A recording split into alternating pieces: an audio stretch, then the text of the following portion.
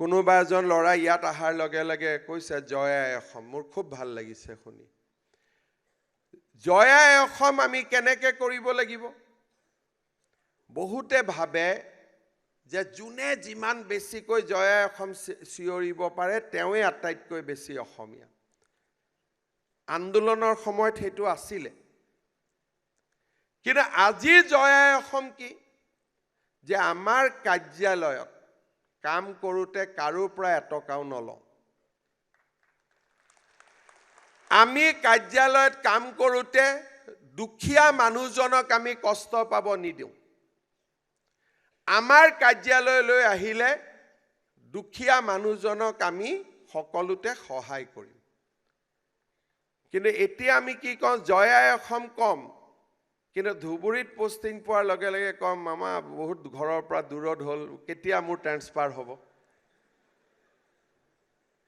তাৰমানে তেওঁ জয় আই অসম নহয়, তেওঁ জয় আই ডিব্ৰুগড়, তেওঁ জয় আই শিৱসাগৰ, তেওঁ জয় আই গুৱাহাটী, তেওঁ জয় আই ধুবুৰী।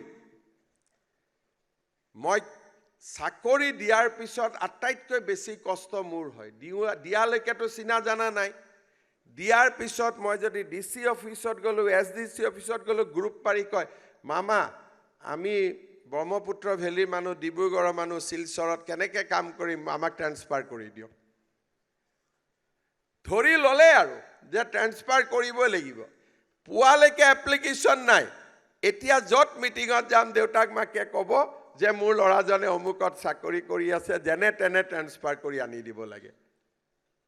তো জয় আই অসমটোতো নোহোৱা হৈ গ'ল।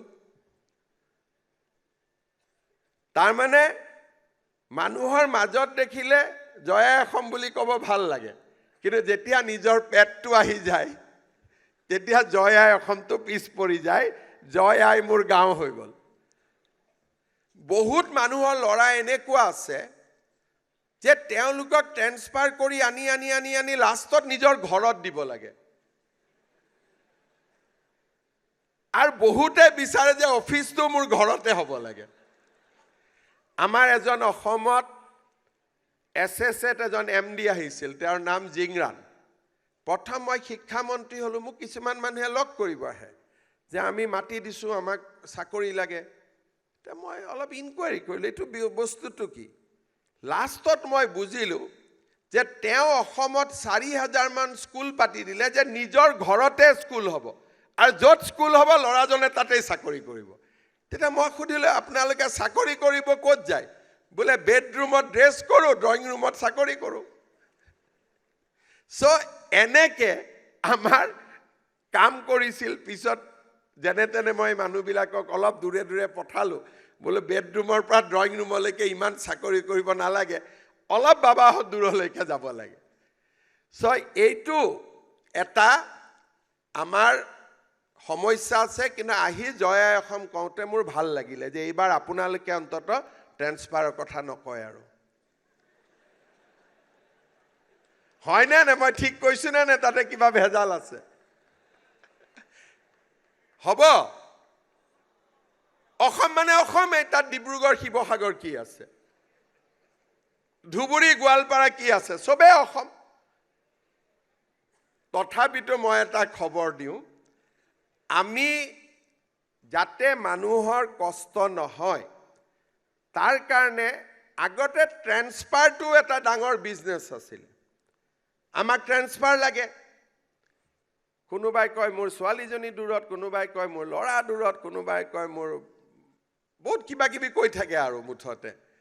এতিয়া আমি কি কৰিছোঁ, ট্ৰেন্সফাৰৰ কাৰণেও এটা আমি নতুন ব্যৱস্থা কৰিছোঁ। প্ৰত্যেক বছৰত আপোনালোকে সুবিধা পাব।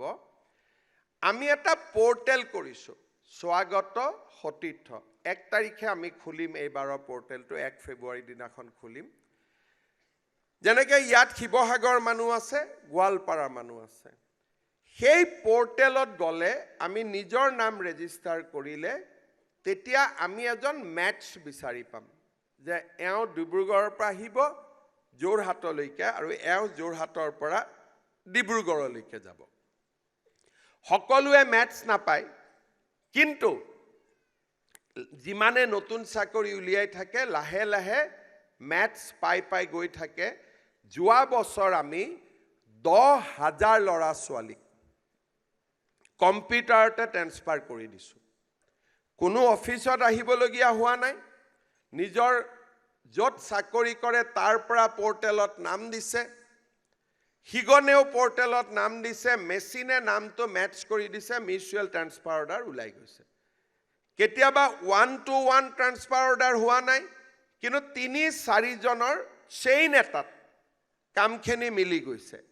যোৱা বছৰ আমি 10,000 ল'ৰা ছোৱালীক আমি ট্ৰান্সফাৰ অৰ্ডাৰ কৰি দিছোঁ পৰ্টেলৰ জৰিয়তে। এইবাৰো বহুতকে আমি চেষ্টা কৰিছোঁ যে নিজৰ জিলাতে দিব, পাৰিলে নিজৰ ঘৰতে দিব পাৰিলেও ভাল আছিল, ইমানটো কৰিব পৰা নাই। তথাপিতো জিলাত অন্তত দিয়াৰ কাৰণে চেষ্টা কৰিছোঁ। কিন্তু 30% দুৰ্ভগীয়া থাকিব যোনে নাপাবগৈ। আজি পষ্টিং ওলোৱাৰ পিছত অলপ মনটো বেয়াও লাগিব যে মামাইটো ক'লে কিন্তু নোলালে দেখোন। তাৰমানে 30% মিলাব নোৱাৰি। তেওঁলোকে ভৱিষ্যতে আপোনালোকে কাকো অনুৰোধ নকৰিব, কাকো ৰিকুৱেষ্ট নকৰিব, কাৰণ মোৰ এইটোকে মই প্ৰচেষ্টা কৰি আছোঁ যে অসমত যাতে দালালি ছিষ্টেমটো নোহোৱা হৈ যায়। ইয়াক ট্ৰেন্সফাৰ কাৰণে ধৰিম, তাক ধৰিম। আমি পৰ্টেল বছৰত 2বাৰ খুলিব, স্বাগত সতীৰ্থ বুলি কয়। এই 2 বছৰ আমি যোৱা বছৰ মনি কোন মহিনা মে কিয়া থা? জুন মহিনা মে। এই বছৰ আমি জুনত কৰিলোঁ, ফেব্ৰুৱাৰীত আকৌ আমি পৰ্টেলটো খুলিম। 2 মাহ লাগে গোটেই কামখিনি কৰোঁতে। কিন্তু ট্ৰেন্সফাৰ অৰ্ডাৰখন আনিবৰ কাৰণে কোনো অফিচতে যাব নালাগে, নিজৰ লেপটপতে বা নিজৰ কম্পিউটাৰতে পাই যায়। ইমানবিলাক আমি সুবিধা লাহে লাহে কৰি আছোঁ যাতে আমাৰ মানুহখিনিৰ এটা ছেটিছফেকশ্যন হয়, কাম কৰি ভাল পায়। মোৰ ফালৰ পৰা মই জয়া অসমটো কৰি আছোঁ, আপোনালোকৰ ফালৰ পৰাও জয়া অসমটো আপোনালোকে কৰিব। ঠিক আছে? অফিচত আহিলে কোনো মানুহৰ পৰা পইচা নোখোজো, হ'বনে নাই? চবে হাত দাঙকচোন, কোন কোন হ'ব মই চাওঁ। ঠিক আছে। আৰু দৰিদ্ৰ দুখীয়া মানুহক আমি সদায় ভাল ব্যৱহাৰ কৰিম। কামটো নকৰিব পাৰোঁ, কিন্তু দৰিদ্ৰ দুখীয়া মানুহক আমি ভাল ব্যৱহাৰ কৰিম। মানুহে আটাইতকৈ বেয়া পায় এৰোগেন্সটো। বহুত আমাৰ অফিচাৰ কৰ্মচাৰী তেওঁলোকে অফিচটোৰ চকীখনত বহি থাকিলে ইমান বেছি এৰোগেন্ট হয়, কিন্তু আজি হ'ল কালি সময় পাৰে হৈ গ'ল, ৰিটায়াৰমেণ্ট আহিয়ে গ'ল। মানুহে বুজিয়ে নাপায় যে চিনেমাৰ দৰে ধাপ ধাপ ধাপ ধাপ সময় পাৰ হৈ যায়। একো বস্তুৱে পাৰ্মানেণ্ট নহয়, চব অস্থায়ী। সেইকাৰণে অস্থায়ী বস্তুক লৈ কোনো এৰোগেন্স দেখুৱাই লাভ নাই, স্থায়ী বস্তুক লৈ এৰোগেন্স দেখুৱালে বেলেগ কথা।